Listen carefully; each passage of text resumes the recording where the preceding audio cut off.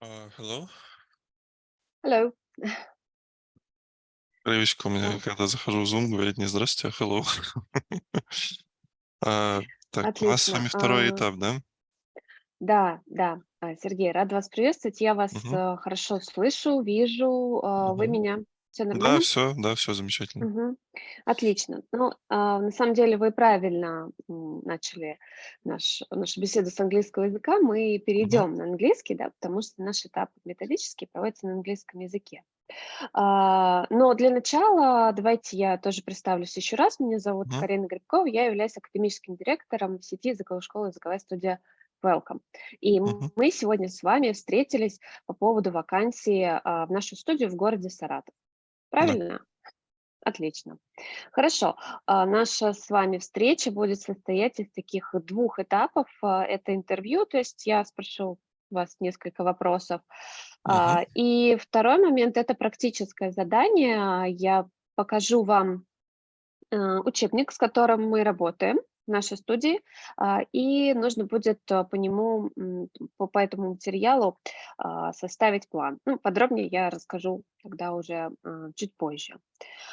Собственно, по таймингу, где-то около 40 минут. Вот. окей. Ам, 40 минут, Мгм. хорошо. Хорошо, все, отлично. Тогда, можем начинать. So, let's switch to English then, right? Окей. Мгм.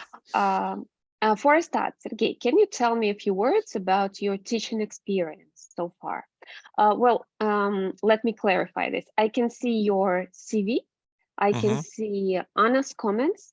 But I would like to hear kind of evaluation of the experience that you've got and how it influenced you as a teacher.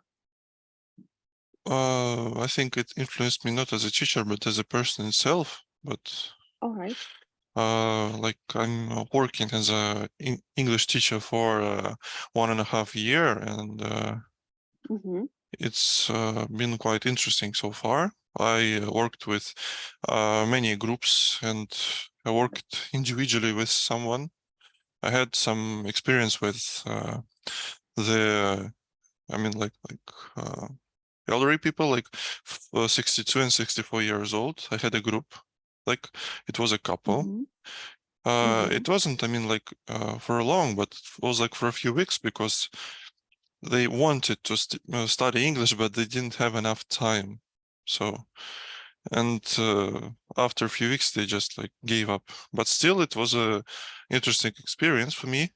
And but most of my working time, I work with like uh, children with like 8 or 9 year olds. I had a group right now with of children who's like 6 year old, five maybe. Mm-hmm. Had a few groups like teenagers, 13, 14, 15 years old. Mm-hmm. And also, like as I said, individually, I have like both and children and Mm-hmm. teenagers, even an adult. I working with him twice a week, and his level of English like the beginning of A1, but still he's quite good at Mm-hmm. it. So as Uh-huh. what can I say? I think I see. it's quite interesting for me. So I And like to work as a teacher. okay. And how big are your groups? What is it again? Sorry. How big? How big How are your big? groups? Sorry, how big? What is the biggest number of students in your group? Well, I'm working with groups like minimum is two, obvious, but the max Mm-hmm. is like 8. But it was not my groups, but I when I was replacing someone. But my groups Mm-hmm. actually is like 6 maximum. Uh, Mm-hmm. and to be honest, I like to work with groups where like 3 or 4 children, because I Mm-hmm. can pay attention to all of them. When they're like 8 or something, and they're like 7 or 8 years old, you can pay attention to all of them in one, I mean, at the same time, because when you will ask a first student something like, give me a homework or read the text, please, the others will, like do everything else, but not listen to their classmate. They will like, you know, do Mm-hmm. everything they want to. Yeah, I can see that this can be a problem, but have you thought of the ways that can help you to uh, like spread your attention equally among Equally, students? for example, I gave my students some worksheets for Mm-hmm. writing, for like vocabulary and stuff, for alphabet if it's like 5 or 6 years old. Recently, I found a website which is called Worksheet Works, and I'm using it quite Mm-hmm. often. And you can make your own worksheet. For example, do you know the book Fly High? Maybe you heard Yeah, I've about it. heard about. Mm-hmm. So for example, I started the unit, and there are Mm-hmm. some vocabulary, and I need to like make sure that they will learn it. They will know each and every single one of word from this unit. Mm-hmm. So I put it on the list, and they're like first they tracing it, and then they're writing it by themselves, and then I'll give them at home like the same Mm-hmm. maybe homework or like just the homework from the activity book. And on the next lesson, when they will came back, I'll ask them, what's the English for, I don't know, what's the English for ручка? And they will tell me pen. So that's Mm-hmm. it. Mm-hmm. Yeah, I agree that giving students writing practice of new I mean, lexis is it's just one very of the important. tips. Yeah. Yeah, sure. And i- if we go back to the question of attention, so I mean, in our school, we put students in groups up to 8 students. Hmm. So have you heard of peer checking and peer teaching, and do you use it in your practice? Well, I think I heard about it, but maybe Mm-hmm. I use it, but not so much. I mean, like maybe a few times I used it. Can Mm-hmm. you retell me, please, just in short, what is it again? Maybe I'm wrong right now. So can you just tell me in a few Mm-hmm. words? What is it? When we work with groups, Mm-hmm. it's important to use various interaction patterns. Mm-hmm. For example, students, if we speak about homework, students can check their homework in pairs. Mm-hmm. Like if it's a kind of, I don't know, um, something that they had to write a story at home, and they can read their stories to each other while you, as a teacher, monitor and correct. And if it's just some pages in workbook or some worksheets, you can, as a teacher, demonstrate the key on the screen, the Mm-hmm. projector, on the computer, whatever, and students can swap their works and check each other. So this is called peer checking. Mm-hmm. This is Okay. how we keep everybody involved at the same time. So this is So this like is a working in pairs and stuff. yeah. Pair work is very Um, important when we work with groups. yeah, I Mm-hmm. think I used it quite a lot actually, to be honest. I mean, Mm-hmm. when we talk about the teenagers itself, I gave them like some sort of a discussion, for example, Mm-hmm. and that the question is, and the TV is not as popular as it was before, and I mean, this sort of a Mm-hmm. question I gave them, and one student is choosing like for, and one is against. I mean, it's kind of Mm-hmm. part of a PT exam that I'm preparing them for, but still. So, and they start arguing. I think the TV is good because, but, and the other, Mm-hmm. I disagree with you because, and so on. Also, like conversations is one of the like main parts of the pair works. For example, I order to like a student. For example, Masha, you will be a student A, Vanya, you'll be a student A, so you can Mm-hmm. start and they're reading like a conversation, so they're not like sitting and waiting and stuff. They and the others like just follow this conversation, so they're just not looking at them, they look at the Mm-hmm. conversation and they're like reading it with them, but not, I mean, like as high as they reading it. I mean, as they uses this conversation, but they like just follow. Can I say in Russian this term? Like, what is it? Жужжащее Yeah, yeah. чтение. What I mean, жужжащее чтение is the key part, I think, here. So they're like reading it, they following it, and they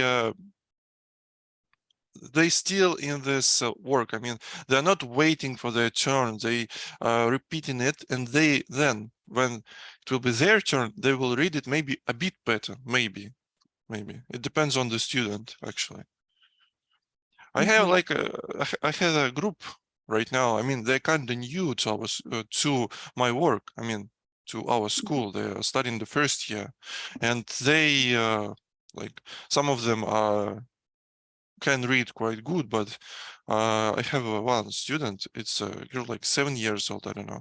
She can't remember the alphabet at all. I mean, but that's not because I'm doing something wrong. That's because she's got like some sort of a memory problems, and because she can't remember. It's not about English. It's about all the subjects. I mean, in her school, and so when all other students can read the text. For example, I gave them like drills. Do you know about something like remedial drills, like CAP, MAP, SEP, and etc. So I give them like this list. They are reading it like one by one. So like SEP, MAP, and the others read the same. And when it comes to her, I always help her to read it because she can't read it by her own. I always tell her, you need to read it at home, you need to do something like that, but it's some sort of a problem. But the others, like 5 children from her group, reading it quite good. Maybe some of them will read it perfectly. Oh, yeah, well, in the group there are usually stronger and weaker students, so we have to address all of them. All right, Sergey, speaking about terms and different techniques, I can see that you are an interpreter by profession. Yes. How have you learned various teaching techniques, maybe approaches? Did you learn them yourself, or did you take any courses?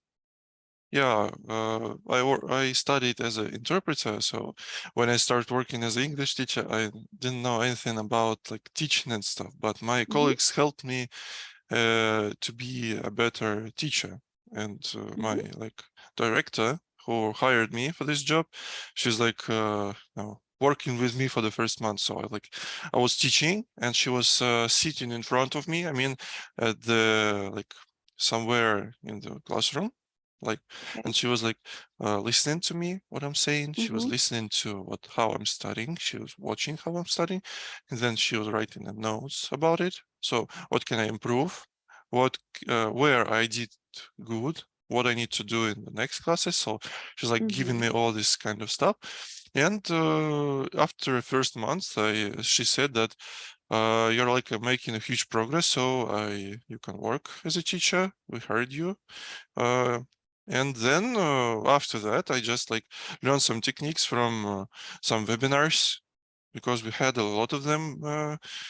Like a few months ago, we had a webinar about how to, increase your students' attention in the classes. It helped me quite a bit, but and also I have colleagues, other teachers in my school who's helping me with something. For example, this Worksheet Works resource.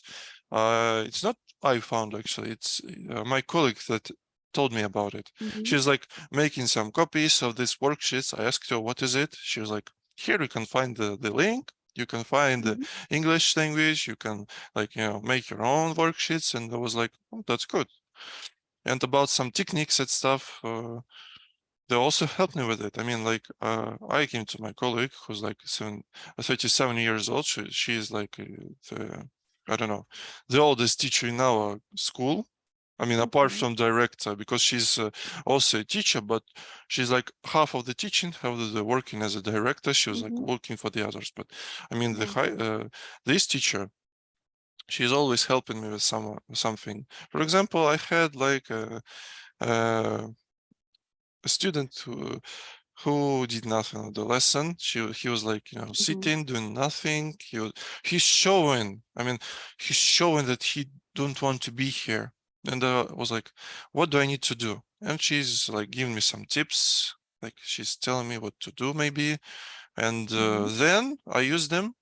Sometimes I found out how to, make a lesson or make my students a bit interesting by myself with some techniques. For example, I don't know, when we are studying with like 5 or 6 years olds, I use some songs, for example.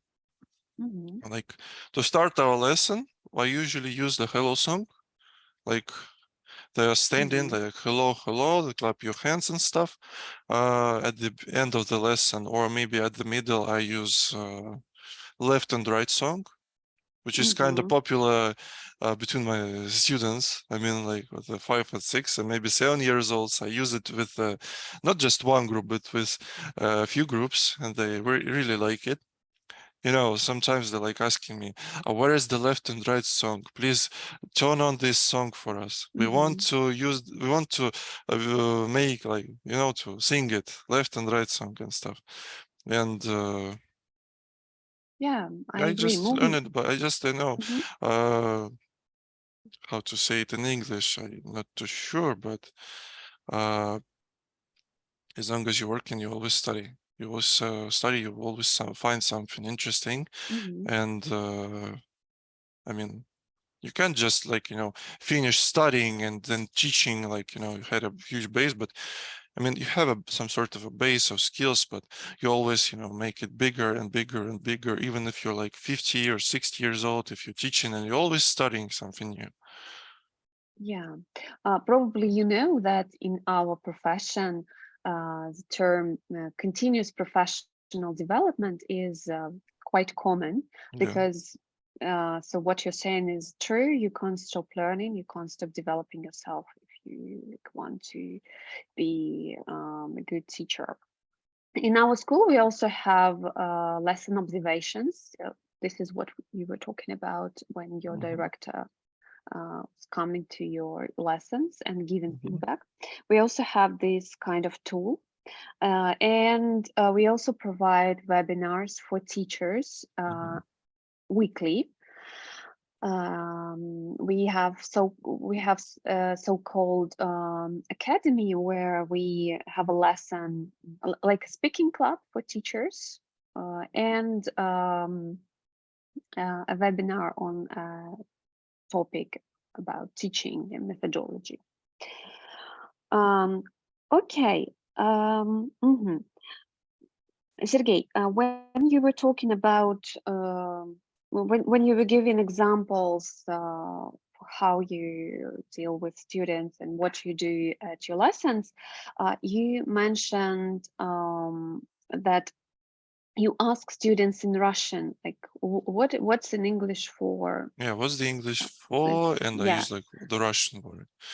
yeah. My question is, how often do you use translation, and what do you think is the percentage, like Russian English? I What think what like is I think it depends on the students actually. If okay? the student is like fast learner and stuff, I can use the whole lesson. I can speak the whole lesson in English, even if I want to like give a translation to a student. I can describe it in English and he will understand. But if it's like the students start learning English, he's like learning English for a few days, for a few weeks or a month, I need to speak Russian sometimes just to make sure he understands what I'm trying to say. So I'm like, open your activity book, открой свою рабочую тетрадь, open your activity book. I use both English and Russian so they can learn it in future. And then, so I make sure I don't need to repeat it in Russian again in some time, like, So for a students who just started learning English, I need to use Russian from time to time. But if it's the students who's learning English quite a lot, I think we don't need to. but there are some exceptions, I think. Okay, so you are talking about giving instructions, like what students have to do at the lesson. Yeah. Mhm. From time to I time, not agree. always. Yeah, I agree that we have to make sure the students understand what to do. If they don't understand, they feel at a loss and they will be demotivated. But yeah, again, there are also some tools which can help you not to switch to Russian, like gestures or some realia that can be used. Okay, but when you first mentioned this, you were talking about translating the target language. Like they learned some words at school, at home, and then you ask them, you checking how well they learned it in Russian. Mhm. How If we am I talk checking them? about, Sorry. Hmm? How am I checking how they learned it at home? I wanted to ask about like younger students or at primary school. They mostly learn concrete nouns. Mm, do you use other tools rather than like translating the words? I can I don't show know. the I think card, I for don't. example. I Yeah. mean, So. if the book has some sort of a cards with this vocabulary, I can easily use them. So I can show it. For example, what is it? For example, there is a cat. So what is it? They say like cat. I'm showing them a dog. What is it? Dog. Or if it's not for 7, 8 years old, it maybe like teenagers, I can give them some vocabulary. And I'll ask them, like, write a few sentences with these words or phrases. So I make sure that they know what is it exactly and how they need to use it. And they write in them, they read in it to the class, maybe even show it to me, like, what did they write actually? So, and that's it, I guess. So, but if we talk about the young learners, as I said, cards or I don't know, maybe some mini games on word wall. Why not? Yeah, this is what I was hinting at actually, that we can use pictures to demonstrate the meaning of a word, right? Instead of translating it, because this way students will have like a direct connection, picture and English word. And if we translate it into Russian, we're giving it the third extra step, picture, Russian word, English word. So it can be skipped. But of course, there's nothing wrong in asking students to translate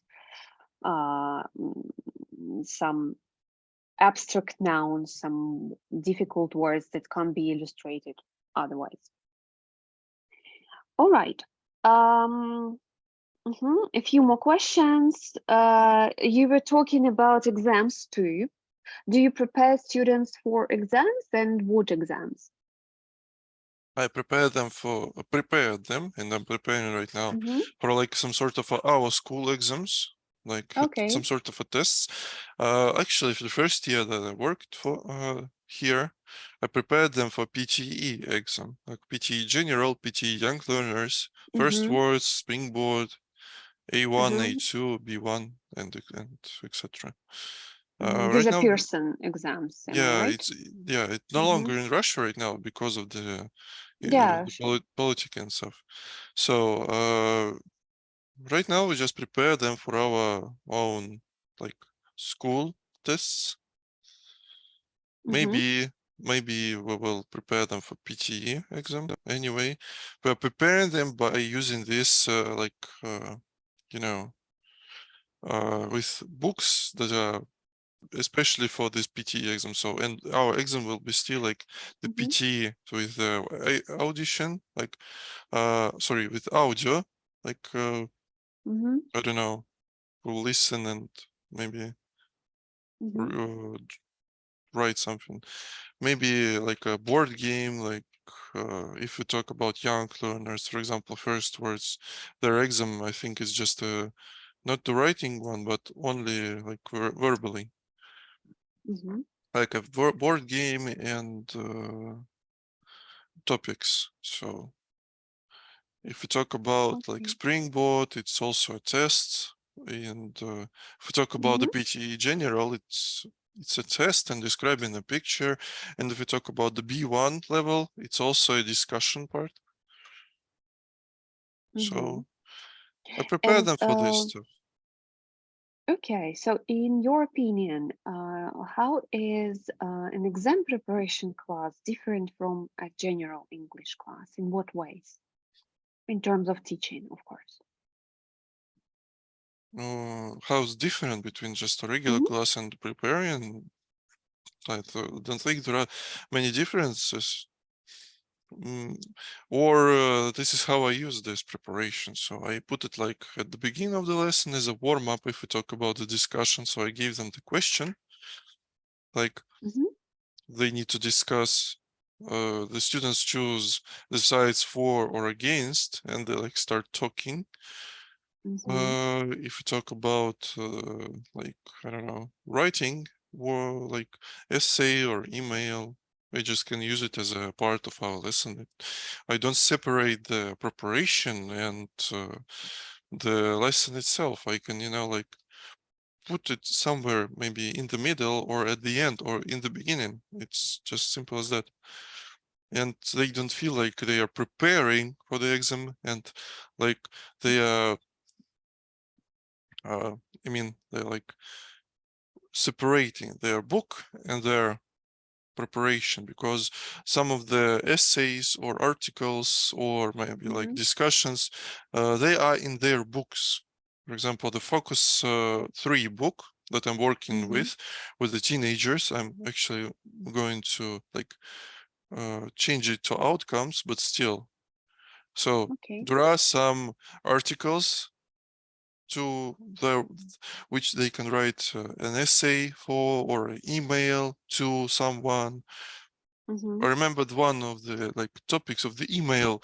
For example, you need to write an email to an English friend. You need to thank him for showing us the London and stuff. I mean, and ask him to like do something else for us. I don't remember actually what exactly, but still. And they're like writing a letter to an English friend and stuff. That describing a picture is one of the main parts of our lesson. Most of the time I start lesson, like I give the teenagers the picture. I mean, a regular one, just like where people are sitting, chatting, whatever they're doing, it doesn't really matter. And I ask them, you have like 2 minutes or maybe 1.5. You need to prepare, like sum up all your thoughts. I always say sum up all your thoughts. And then I asked them one by one, tell me about the picture. If they like, say the same thing like just the previous student said, it's okay because it's their own thoughts. I mean, you can, like repeat your classmate, you can say like the same thing that you thought about, because some of the students are afraid to say the same thing. Like my classmate just said the same. Why I need to repeat it? I always said them, it's okay to repeat. Why not? It's your own thought. I see. Thank you. I see what you mean. You incorporate exam preparation into general English classes. We have a separate course. We provide separate exam preparation courses for the students who want to take exams in our school. That's why I asked. Oh, okay. Anyway, I see that you kind of try to raise students' awareness about the exam format too. Okay, now I suggest we have this practical task that I mentioned before. I'm going to share my screen and show you some pages from the book that we use with our primary schoolers. Can you see that? Not yet. Yeah, now I can see that. Mhm. Super Minds students. Yeah, book the book two. is called Super Minds. It's published by Cambridge. It's the second level. We use it with the students who are second or third graders. And if they like started when they were in the first grade, yeah, it means that this is their second level of studying English. But we also use this book with the students who attended and studied English when they were preschoolers too. So depending on the group, students might have different experience in learning English in different amount of time. But still, this is at least second year of studying English, meaning that by this time they know the alphabet, they know how to read, they know how to write. They might be still slow at writing, but we have tasks to develop writing too. The book has a traditional structure. It consists of units, as you can see.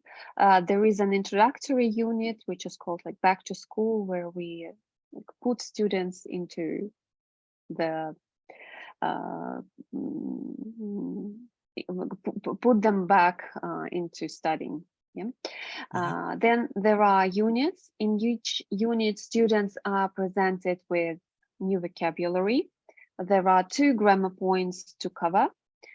We also have pages devoted to developing communicative skills, and some pages for developing creativity, imagination, thinking skills, all this modern stuff. Okay, so let's keep the introductory unit.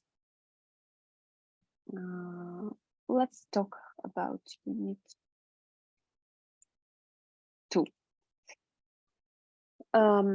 This is the first page. Students are presented with the new words on the topic, the zoo.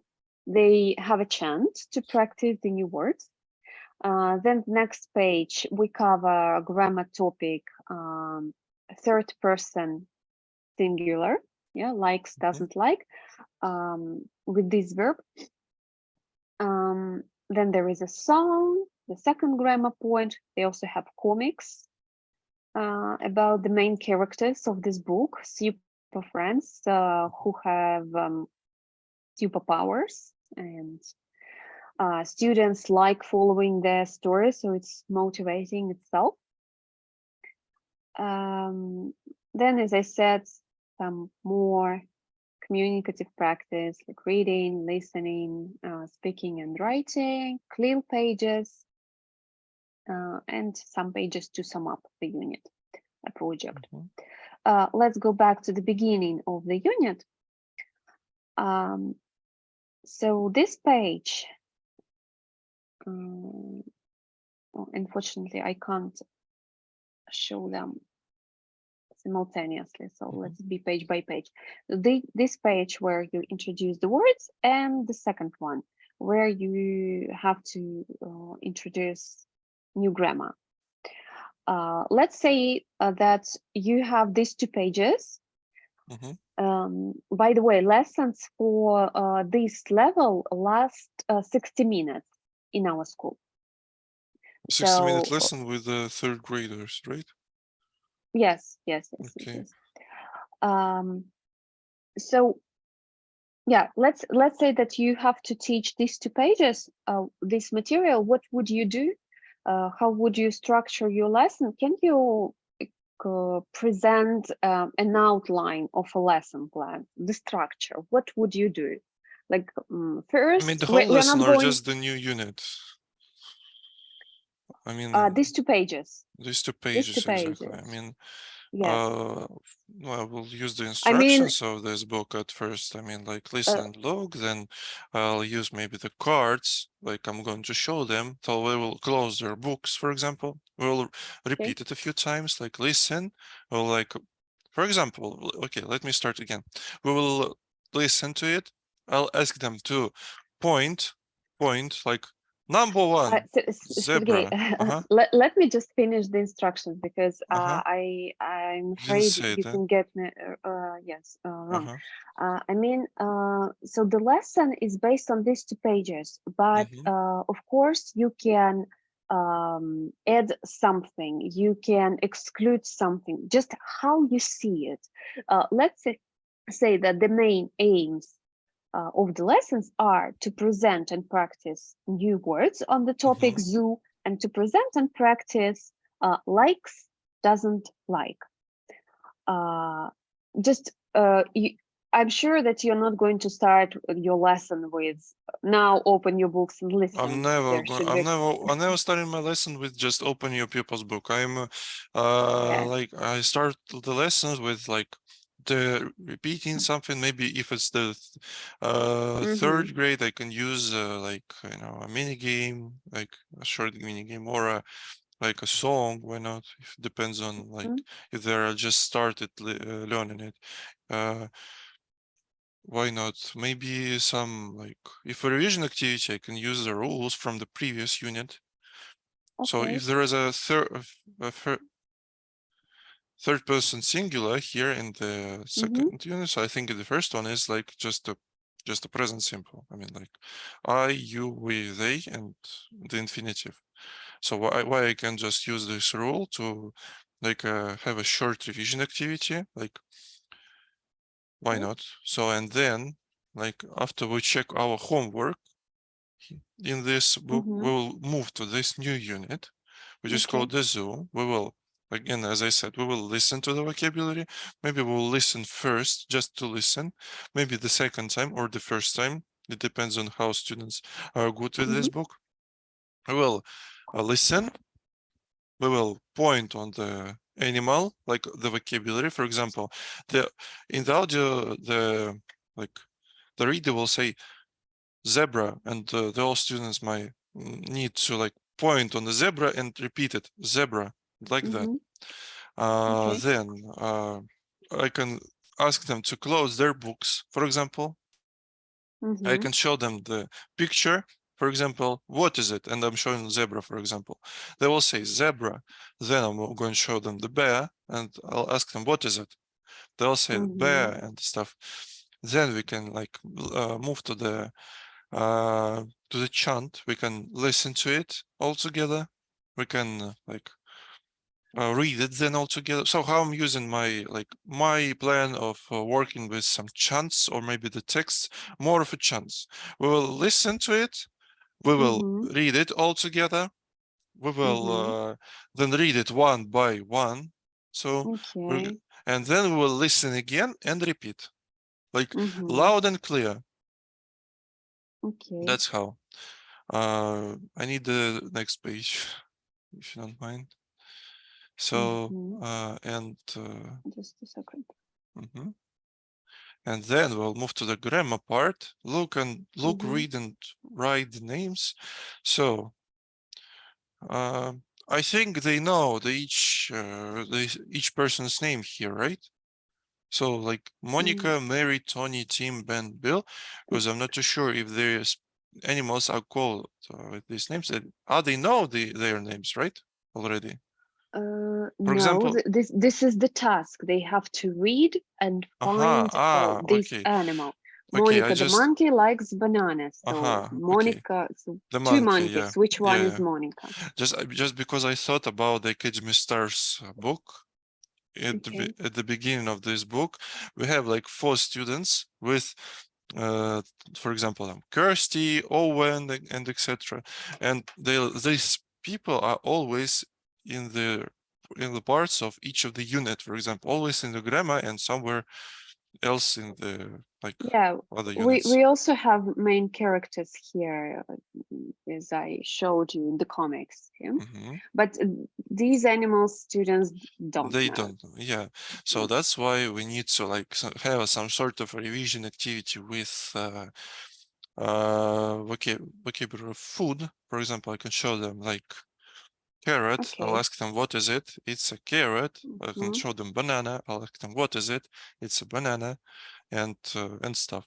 Then I'll ask them to like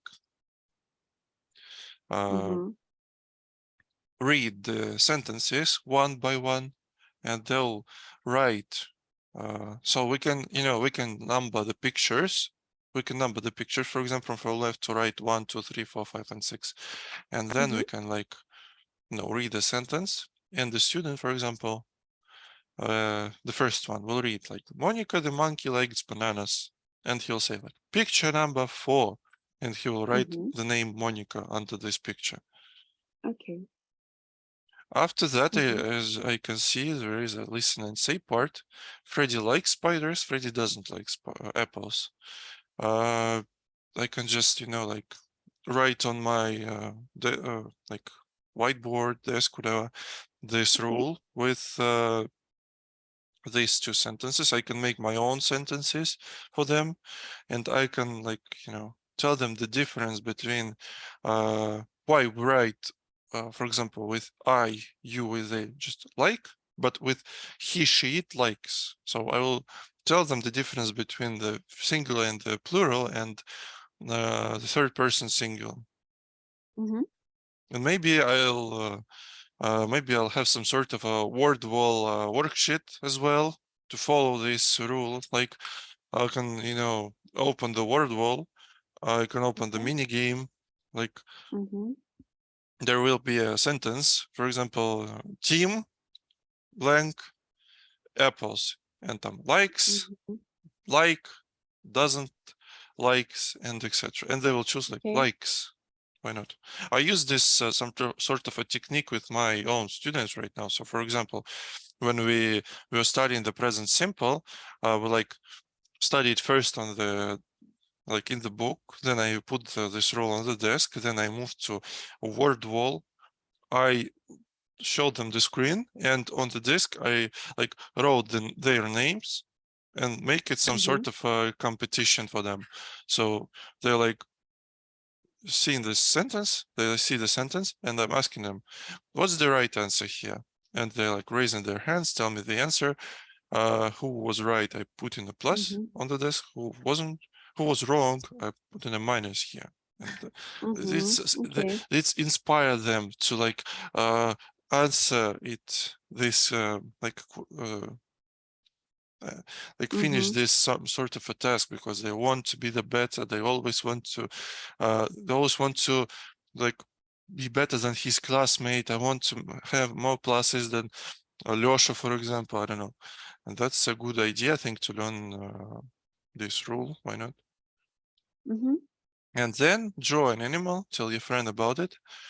For example, I asked them to I gave them the list, just a regular one.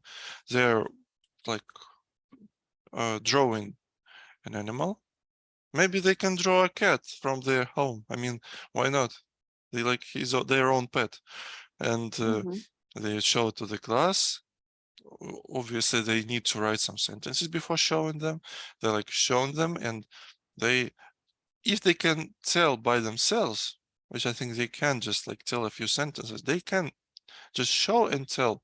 If it's hard for some students, maybe I'll ask them to write the sentences somewhere in the copybook, repeat them, maybe read them when they are showing the picture.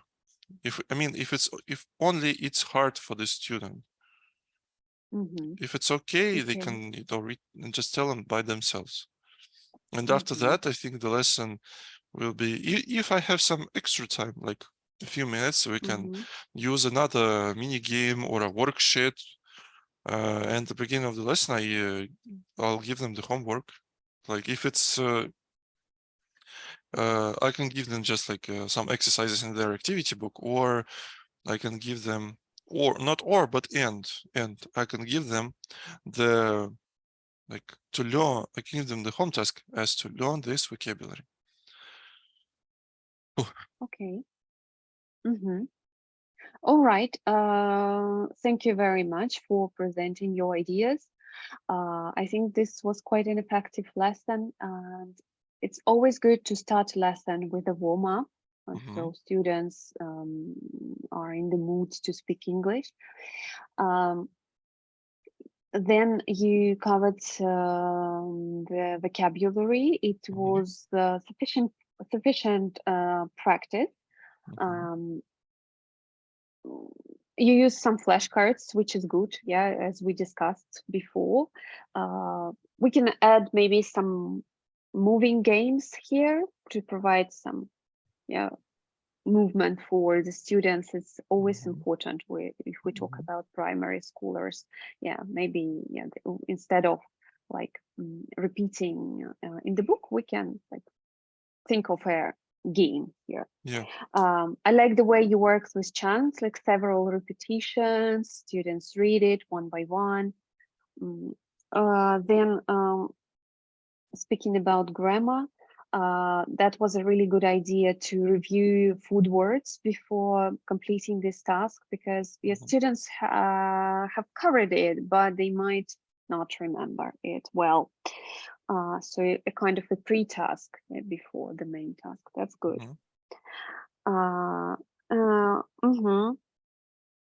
Then you also gave a kind of explanation of grammar, which is not enough in the book. And between the second and the third exercise, you added more practice on word wall. Word wall itself is motivating for students, but the book here is obviously missing this layer, yeah, where we provide more controlled practice for the students, and that was a good idea. Also, an element of competition can always spice up the lesson, yeah, and make it more engaging for the students. I wanted to ask you about exercise 1 here. You said that okay, there will be a pre-task where you review the food words. Then students read the sentences one by one and do the exercise together. I think that here we can allow students some time to do the task on their own. Yeah, why not? I mean, if they're good enough, I mean, they like ready to do their task by their own. I mean, if they can, they're welcome. Why not? Well, what happens when you do it all together? Maybe they will learn the vocabulary, like the grammar. There's like a pre-task for the exercise too. I don't know, some sort of a pre-task. If you do it all together, if you have, for example, 8 students, there won't be enough sentences for each student. And one student, okay, even if you have 6 students, one student will have only one sentence for practicing. Yeah, I mean, if you first allow them to do it individually and then check as a whole class, then students will think about it on their own.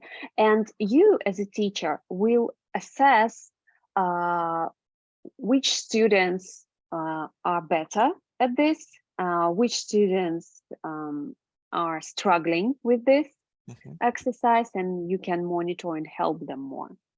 This is some like tools how to work with a larger group.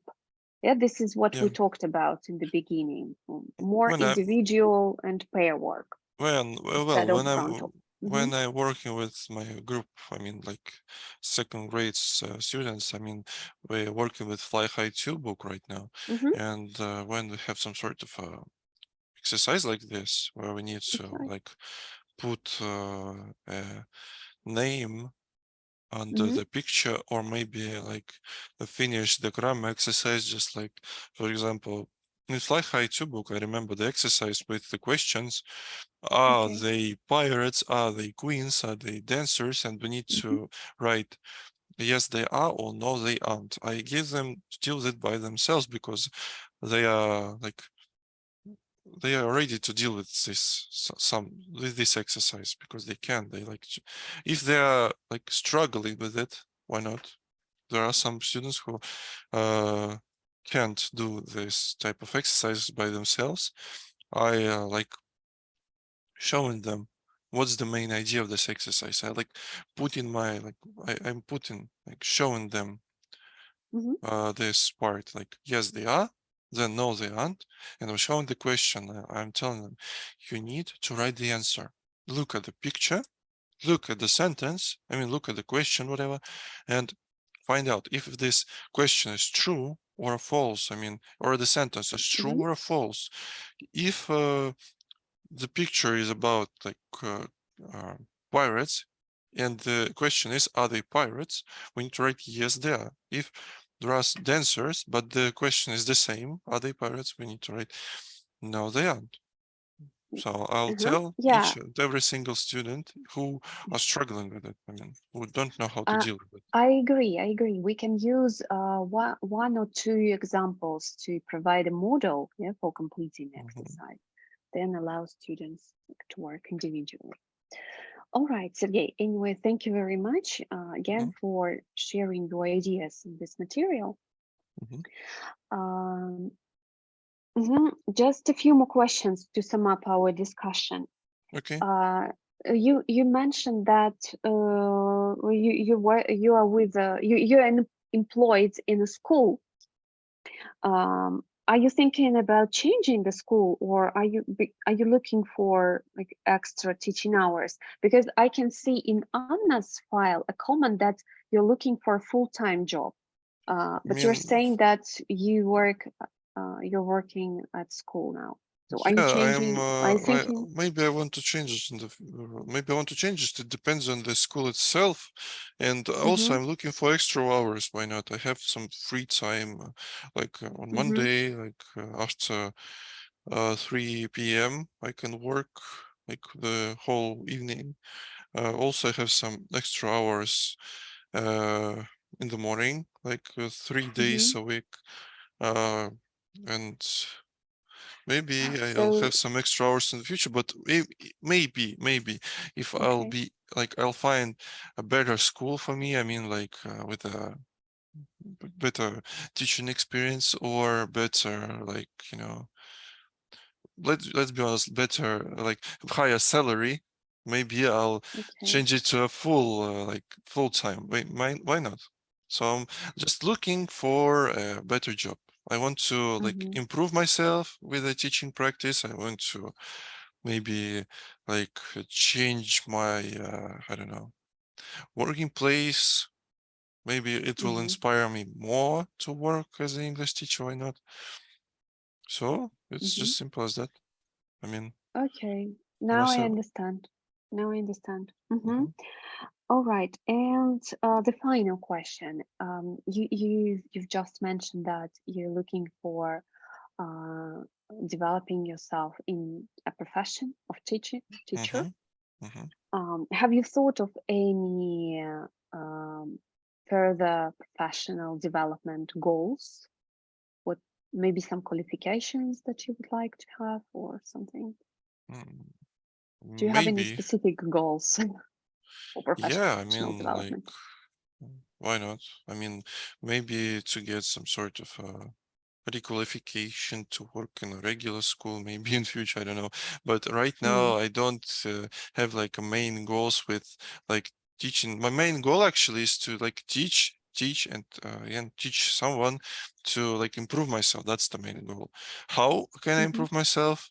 I uh, it, I don't know right now, but I want to improve anyway. Like with some sort of a webinars, with some sort of a requalification, with some sort of a like skills practices. Why not? Maybe it depends on. I don't know the names of these types of like extra like studyings and stuff, but I want to be the better teacher. Why not? I also want to be the best in what I'm doing. Why not? That's a good goal. Okay, thank you very much. Let's stop here. These are all the questions that I wanted to discuss with you. Okay. Well, let me just tell you what usually happens next after Mhm. this stage. I'm going to fill in the summary of our meeting and send it to the owner of the school in Saratov. Her Okay. name is Nadezhda. Mhm. Nadezhda will have a look at Anna's comments, my comments, and if she thinks that she can offer you a position at her school, she'll contact you and she'll tell you all the further details, and you'll probably meet face to face. Okay. Then Okay. you'll have a chance to look at the school and the place and everything. Okay. Also, you can discuss the fees with Nadezhda too, because I'm not giving. I don't have this information in full. Do you have anything to ask me? No, don't have any questions right now. I think I found out everything I wanted to know before this CV. Why not? So no, I don't have any All questions. right. Okay. Okay. So thanks again. Have a good day. Yeah, you too. I'll get back to you with the result. Okay, bye. I'll Okay. wait for it. Yeah. Thank you. Bye bye. Bye. Bye.